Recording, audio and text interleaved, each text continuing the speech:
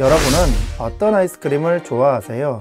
저는 페퍼민트 추출액과 초콜릿을 적절하게 배합하여 만든 시원한 초콜릿 색감이 예쁜 민트초코를 좋아하는데요. 하지만 민트초코는 민초단이라는 신조어가 만들어질 만큼 특유의 알싸한 바카맛 혹은 치약맛 때문에 아이스크림 중 드물게 사람들 사이에 호불호가 갈리는 아이스크림이죠. 이런 민트초코는 놀랍게도 1973년 영국 왕실에서 처음 탄생했다는 사실을 알고 계셨나요? 그의 영국 왕실은 엘리자베스 2세 여왕의 딸인 앵공주의 결혼식에서 사용할 색다른 디저트를 위해 콘테스트를 열었습니다. 수많은 참가자 중 마릴렌 리케츠라는 대학생이 선보인 민트로열이 우승을 차지했는데, 민트 추출액과 초콜릿을 배합하여 만든 이 아이스크림의 맛을 미국 베스킨라빈스에서 1990년대에 민트초코로 개발하면서 오늘날 우리가 먹는 민트초코가 되었는데요.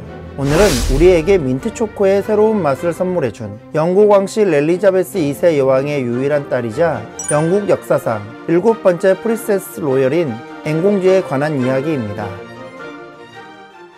수굴탱이! 엘리자베스 2세 여왕의 딸. 1950년 8월 15일 앵공주는 버킹엄 궁전 북쪽에 있는 영국 왕실의 거주지인 클래런스 하우스에서 필립 공과 엘리자베스 2세의 여왕의 둘째이자 장녀로 태어났습니다. 엘리자베스 2세의 여왕의 장남이자 후기자인 현재 영국 국왕 찰스 3세의 출생 이후 왕실에서 태어난 공주라서 그런지 많은 사람들에게 축복받았고, 특히 그녀의 아버지인 필립 공이 그녀를 무척이나 아끼고 예뻐했다고 하죠. 이후 앤드류 에드워드 왕자가 연이어 태어나면서 앵공주는 엘리자베스 2세 여왕의 유일한 딸로 군주의 장녀에게 주어지는 프린세스 로열이라는 칭호를 받게 됩니다. 그녀의 어린 시절은 대부분 가정교사의 지도 아래 왕실의 규율과 학문을 습득하였고, 걸스카우트 활동을 하면서 또래의 여자친구들과 자주 어울릴 정도로 사교성 또한 훌륭했죠.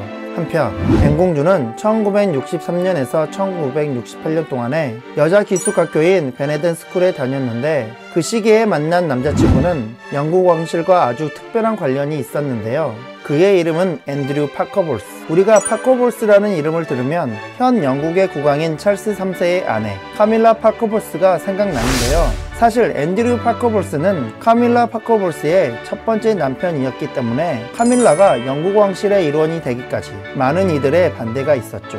앵공주와 앤드류 파커볼스는 많이 사랑했지만 그가 가톨릭 신자였기 때문에 성공회를 믿는 영국 왕실은 그를 앵공주의 남편으로 허락할 수 없었습니다. 만약에 앵공주가 사랑을 위해 영국 왕실을 대신해 앤드류 파커볼스를 선택했다면 왕실에서 만날 앤드류 파커볼스와 카밀라 파커볼스를 상상하니 아찔하지만 흥미로운 것 같네요.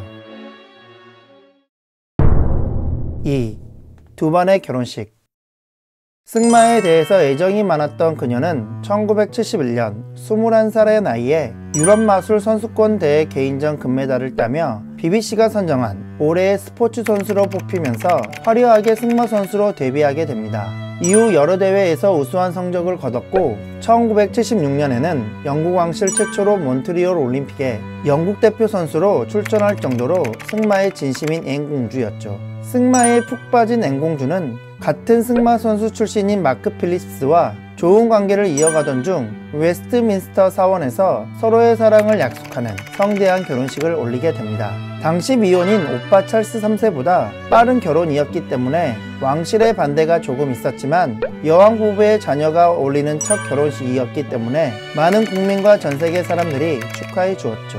게다가 그녀의 남편 마크 필립스는 공주와의 결혼을 통해서 원한다면 백작자기를 받을 수 있었지만 왕실의 일원이 아닌 일반 국민으로 살고 싶다는 부부의 소박한 의향에 따라 평민 신분을 유지하게 됩니다. 또 자신의 아이들 또한 평범한 아이들처럼 키우고 싶다는 부부의 바람에 따라 영국 왕실의 직계손자 가운데 처음으로 아무런 귀족 칭호를 받지 않는 등 왕실 사람 같지 않은 이들의 결정을 많은 사람들이 응원해 주었죠. 그 후 1977년 11월 15일 엘리자베스 2세 여왕의 첫 손주이며 앵공주의 첫째이자 장남인 피터 필립스가 태어납니다. 그는 다른 왕족들과 다르게 어머니인 앵공주의 요청에 따라 왕궁이 아닌 병원에서 태어나게 되는데요. 앵공주가 병원에서 태어날 당시 자신의 갓난아이를 안고 있는 모습이 언론에 공개되면서 많은 사람들의 관심을 끌게 되자 이후 출산하는 왕실의 산모들은 이를 따라하게 되었고, 이는 곧 새로운 왕실의 전통으로 자리잡게 되죠. 그 후 딸 자라 필립스가 태어나며 더없이 행복한 결혼 생활을 하는 줄 알았던 앵공주에게 불행의 그림자가 다가오게 되는데요. 그녀의 남편이었던 마크 필립스가 헤더 톰킹이라는 미술교사와 불륜을 저지른 것도 모자라 그녀와의 사이에서 혼외자 딸을 낳게 되죠. 해당 사건으로 인해서 둘의 관계는 점점 멀어졌고 1992년 결국 이들은 이혼하게 됩니다. 하지만 사람으로 얻은 상처는 사람으로 치유해야 한다는 말이 있듯이 이혼한 후 6개월 만에 앵공주는 해군 장교였던 티머시 로런스와 재혼하게 되는데요. 이 일로 보수적인 영국 왕실은 발칵 뒤집혔지만 그녀의 오빠인 찰스 3세와 다이애나의 이혼, 카밀라 파커볼스와의 불륜 사실이 알려지면서 그녀의 이혼 및 재혼은 상대적으로 묻히게 되죠. 어렵게 재혼한 그녀는 지금까지 두 번째 남편인 티머시 로런스와 30년 넘는 세월 동안 인꼬 부부의 모습을 보여주며 잘 살고 있다고 하니 참 다행인 것 같습니다. 성실의 아이콘. 그녀는 현재 70세가 넘는 고령임에도 불구하고 왕실 공무와 자선 활동에 활발히 참여하고 있으며 200개 이상에 달하는 단체의 후원자나 대표자를 맡고 있습니다. 2023년에는 1년 동안 457회 왕실 공무에 참여해 가장 열심히 일하는 왕족으로 선정되기도 했죠. 성실한 그녀와 다르게 왕실의 의무를 다하지 않고 있는 해리 왕자와 메건 마클이 이기적이라고 생각하는 것은 저뿐일까요? 게다가 승마 국가대표답게 그녀는 영국군 근위대 블랜 로열스의 연대장을 맡고 있고, 다른 여성 왕족들과는 달리 공기분열식 등의 행사에서 군복을 입고 말을 타는 경우가 많은데요. 엘리자베스 2세 여왕의 장례 기간 당시에도 다른 남자 형제들과 마찬가지로 군복을 입고 24시간 동안 꼬박 어머니의 관을 지킨 그녀의 모습은 많은 사람들에게 감동을 주었죠. 이렇게 성실한 그녀에게 그녀의 오빠 찰스 3세는 2023년 5월 6일에 열린 본인의 대관식에서 말을 타고 국왕의 마차를 호위하는 금봉호위관 역할을 맡기게 되었고, 대관식에서 남성이 아닌 공주가 이 역할을 맡은 것은 역사상 처음이었다고 합니다. 그녀가 행복했으면 좋겠네요. 스물탱이!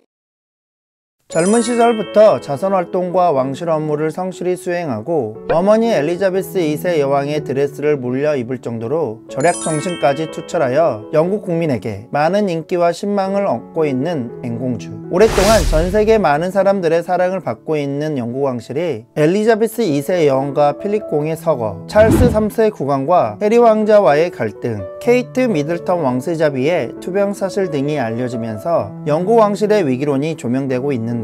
이런 상황에서 앵공주 특유의 성실함을 바탕으로 영국의 7번째 프린세스 로열로서 영국 왕실의 든든한 버팀목이 되어 위기의 영국 왕실을 지켜주길 바라봅니다. 영상 끝까지 봐주셔서 감사합니다.